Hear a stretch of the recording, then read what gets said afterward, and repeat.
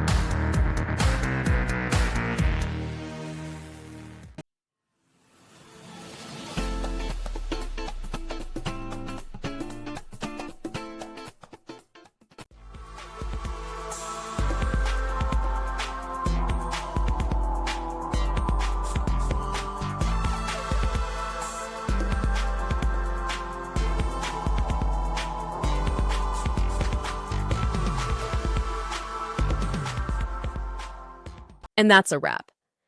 I hope you found the answer you were looking for. If you did, take a second to hit that subscribe button. It really helps out.